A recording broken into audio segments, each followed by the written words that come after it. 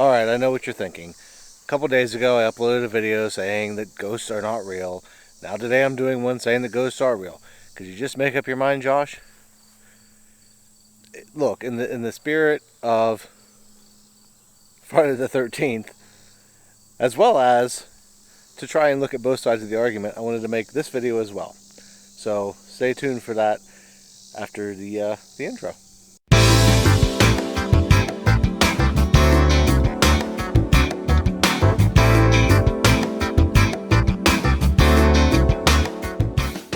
I knew that intro fell off. I didn't have my hat on. Why didn't anybody say anything?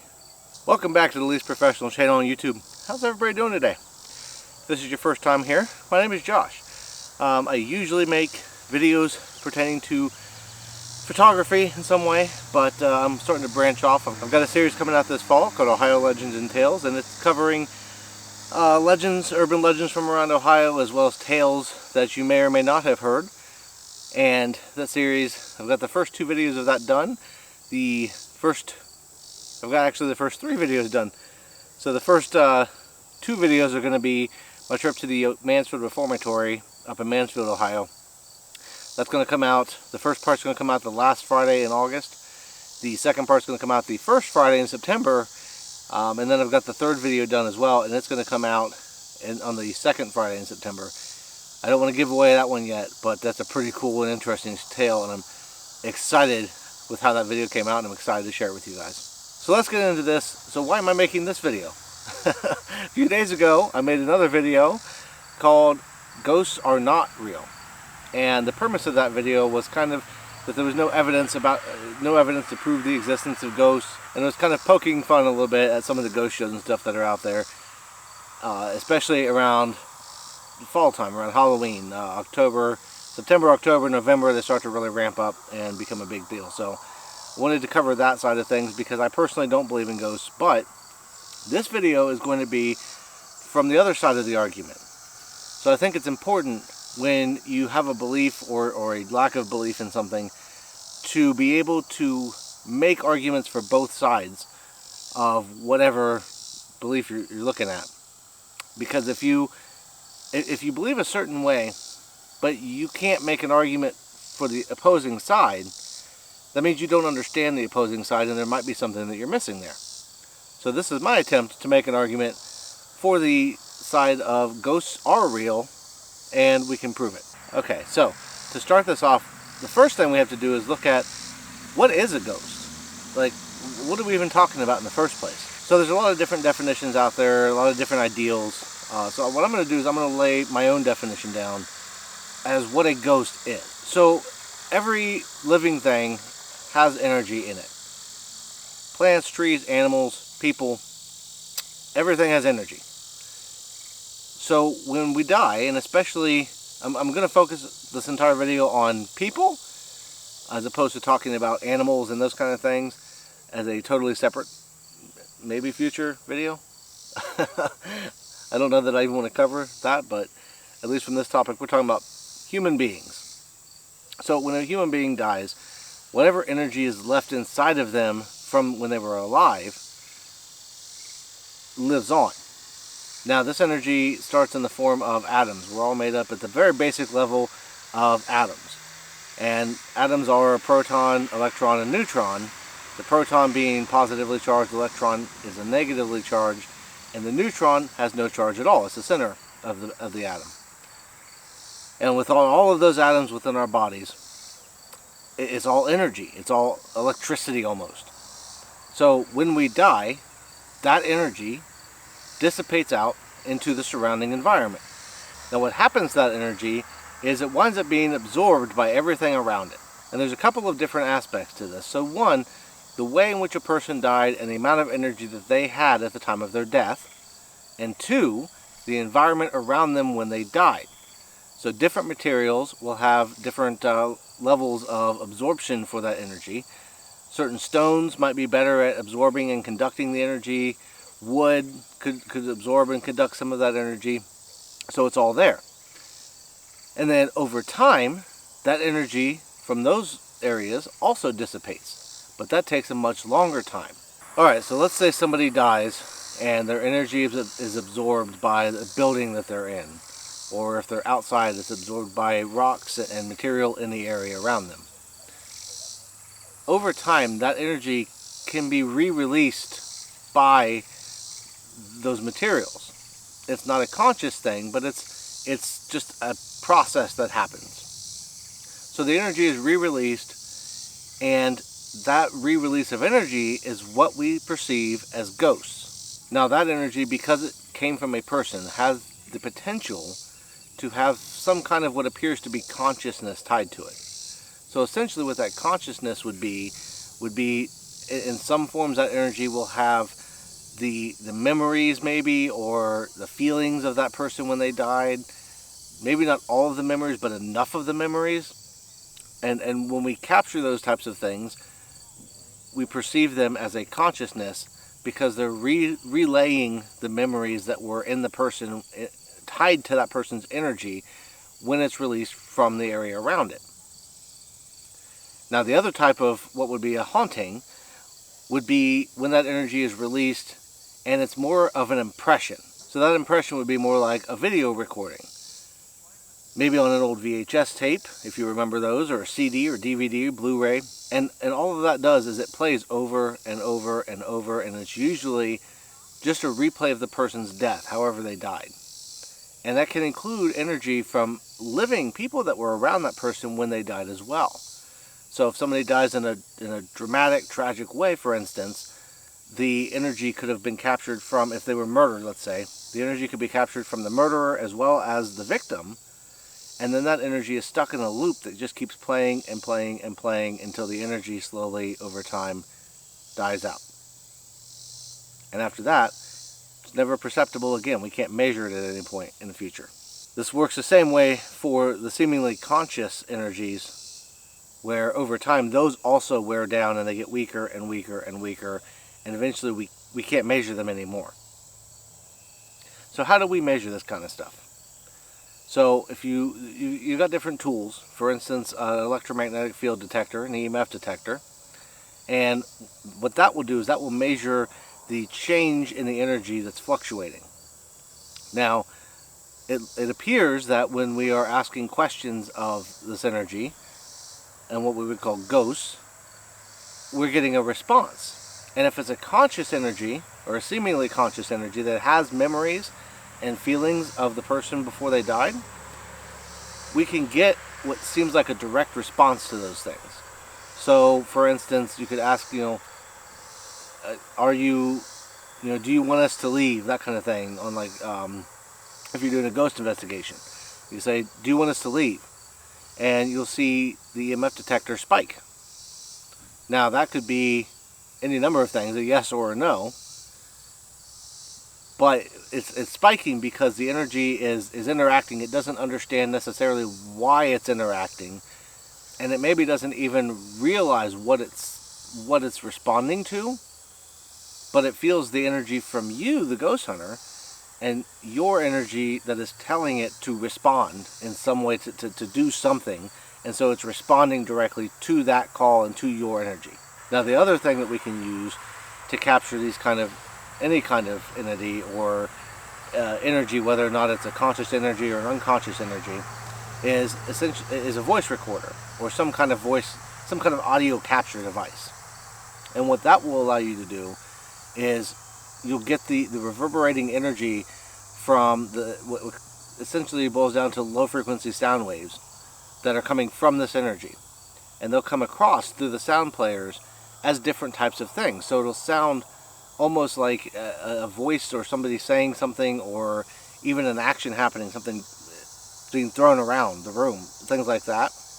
And those things will happen as well. And those voices aren't necessarily a conscious response to something you asked. It is a conscious response, or it sounds like a conscious response, because it's basically responding to your energy that's in you and the desire that you have to get that response. And so it senses, I need to respond to this, and it's feeling a yes or a no or a name based off of your energy and kind of working those two out. And then that's what you hear on the voice recording.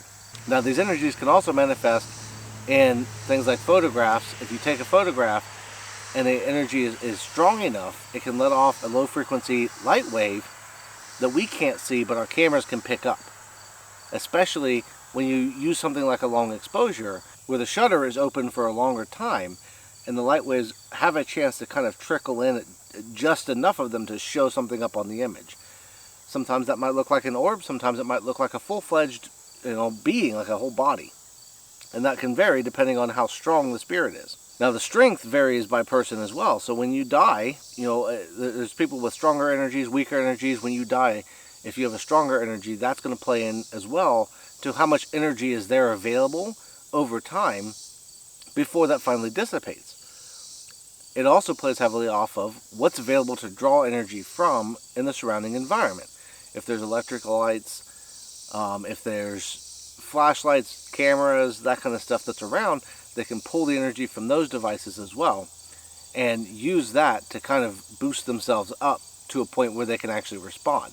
And that can take energy. That energy can be drawn out as well by you, the ghost hunter, or by your equipment that can actually pull energy from the atmosphere as well.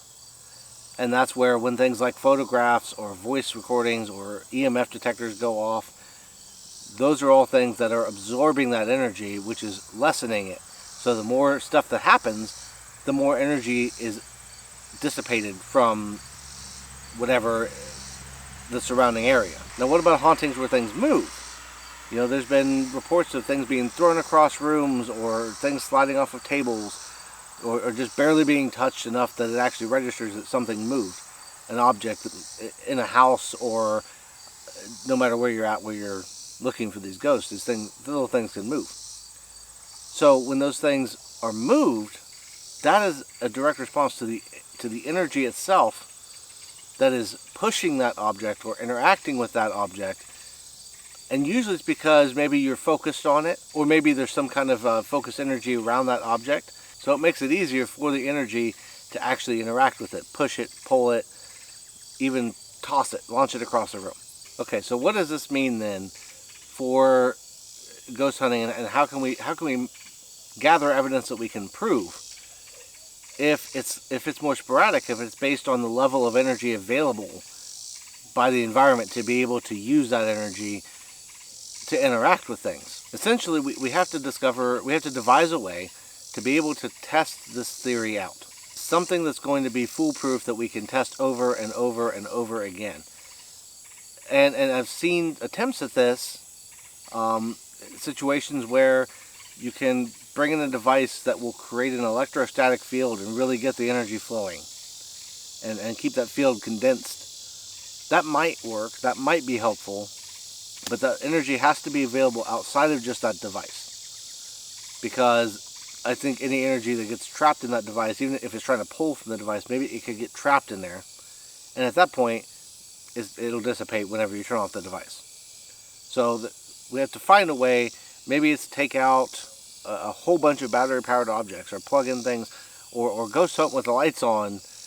Turn them up, get the energy really flowing through the environment, and give the ghost more energy to draw from to help it respond on a more consistent basis. And once we can get that consistent basis and get it responding on a more regularly, it'll help to prove it outright and show that yes, ghosts are real. So that's my hypothesis. I'll reiterate from the last video. Go check out that video. I'll put it up here. Go check out that video if you haven't already. It shows the other side of this argument. Like I said in that video, I don't believe in ghosts, but I have believed in ghosts in the past. And because of that, I have kind of formulated over time my idea of, if ghosts did exist, what would they be? And this is kind of a working theory that I've got going as to, if that were the case, this is what I think we would see, and this is what I think we should be aiming for if we wanted to show that. Now, like any good scientific hypothesis, there has to be a way to test it, and there has to be a way to, you have to try to disprove it with the tests. And when you can't disprove it, and replicating the experiments and you're unable to disprove the hypothesis, then it can move forward. But until that time, until we have a way to test it and disprove it, or by not disproving it, it's akin to proving it. Until we can devise a way to do that, we can't say definitively or even know one way or the other. There are certain things that we know. Gravity exists. Gravity pulls objects together. Do we have a way to directly measure that? Kind of. The reason why we can say pretty securely that it does exist is because you can do things like, I could drop my phone over and over again, and every single time I know exactly what's going to happen. It's going to fall. And you can do that over and over and over. It's a repeatable thing. And, you can call it whatever you want, but we can see the effects of it. So, if we can find a way to prove and show something over and over again with the hypothesis of ghosts, that puts us one step closer to being able to say, yes, this is a thing. And, maybe somewhere along the way, we'll figure something out. We'll be able to do something. It would be exciting to discover something like that, is all I'm going to say. Now, before I close this video out, I did get some awesome comments on the Ghosts Are Not Real video. And I wanted to share a couple of those and highlight a couple of them because I really appreciate every single person that comments and takes the time to write something out. And there was some really interesting ones and intriguing ones that kind of inspired me to make this video, as well as I think a couple of comments I might use to make an entire video off of, just because they were really good and really struck me. So the first comment that I want to share, I'm going to share 3 total. The first comment that I want to share is from Timothy Kaiser, and he says, only 2 people can introduce themselves with, "Oh, hello there. Obi-Wan Kenobi and myself." Obi-Wan Kenobi. That's a name I've not heard in a long, long time. Alright, the next comment that I want to highlight is from Chance40, and this was a little bit longer of a comment, but I really wanted to highlight this one because it really, he made his own argument, and I really like the argument, and some of the stuff I kind of input into my own theories as well. I do know Chance outside of YouTube, so him and I have talked about this in the past and talked about ghosts, and he believes in ghosts, I don't, so we've had some really good conversations, and he's really inspired me for some of the content and some of the ways that I think about it that I shared in this video, for instance. So Chance says, as you know, this topic is near and dear to my heart. So a quick ghost analysis. From the time of first written and recorded history, and before in oral tradition, we have had tales of ghosts and spirits from all cultures and peoples. And while some could be merely legends or tales, we are still left with a mountain of eye and ear witness testimony of something. This isn't a new thing with the advent of TV shows and about ghost hunting. It permeates all of human history. So, for the sake of historical argument, let's say something is there. We know we have radio waves all around us that we can, and with the right equipment, tune into. There could not ghosts be something that we can also tune into with the right equipment? I don't know if ghosts exist or not, but I'm not ready to throw out every testimony since the dawn of man saying that such things exist. I am not that arrogant. I can find fault in what people are reporting and how they are researching, etc. and so on. And you did that very well in this video. But at the end of the day, this isn't about one person and their own personal experience in the field, but about the sum total in history. I have books with letters from all over Ireland compiled in the 1800s of people and their encounters with ghosts. Indian legends here tell of such things. When the Teotihuaca, I'm going to butcher that name, he said it's not the right name, but close. Tribes from Mexico were traveling north. They took with them as their leader a necromancer, someone who could tell the future by communing with the dead. This is not an appeal to authority and such, but more of an appeal to historical evidence and experience. I don't know the truth, I don't know how to find the truth, but I know my mind is open to the possibility that there are things out there that I don't have all the facts on. And he made some good points in there, and some really interesting points, and some food for thought. And that's one of the comments I think that I probably will want to make a video on at some point in the near future, just because the topic itself intrigues me, and the idea of the historical, the tales and legends and stuff that people have passed down. And that's kind of what my entire series, Ohio Legends and Tales, is based on. This passing down over time of these legends and the oral history over thousands of years where people have told ghost stories since the dawn of time, since recorded history. So that's something that I definitely want to look into. So the other comment that I want to highlight before we get this done, it's kind of starting to get dark out here. It was kind of a long day. We ran into some storms earlier. We weren't able to film during the day because there was a lot of storms and just stuff going on, and we were driving around for a while, so it's getting a little dark out, darker than I wanted it to be. But I do want to highlight this last comment because it also really hit me with, it's a really thought out comment, and it made a lot of sense, but there's some fallacies and some stuff that I'd like to talk about with it, which is the other one that I might want to bring up a video on, especially because there was replies. I won't read the replies. You can check out the replies on the other video and add in your own comments if you want. But I do want to read the first comment that he made. It's Mr. Chrome, and he said, "We have never physically seen our own brain. The only thing we have to go off of are x-rays. Can't see, taste, touch, smell, or hear our own brain. There really isn't enough evidence out there to tell us that we have brains. Just that the medical field tells us, right? Only asking because I personally have never physically seen with my own eyes evidence that my brain is in my head. I'm just told that I have one and that it works." And as a philosophical argument, that makes a lot of sense. There's a lot in there to pick apart and a lot to really talk about. Several really interesting ideas were raised in that, if you know what you're looking for. So that's another one that I think I might make an entire video on. The only thing that I would say about that now is that while, no, we don't realistically know that we have a brain inside of our head. Like, you can't, if you took your brain out of your head to try and see it, you wouldn't be alive anymore, so you wouldn't be able to see it. Although there have been times with brain surgeries where it's an open, they do open brain surgery. I don't know why I can't think of the word for that. But they do the surgery, and they take off the top of the skull, and they're doing the surgery while the person is awake. And you could take a camera or something and show them their own brain via that method. So I would say that would be the thing that you could prove that you have a brain inside your head through that method. That being said, I think the concept there is more along the lines of, I think it was Socrates or Aristotle that said, "I think, therefore I am." And essentially the thought being, essentially what that means is that you only exist because you think you exist, and it spins off into this whole logical, I can't think of the word.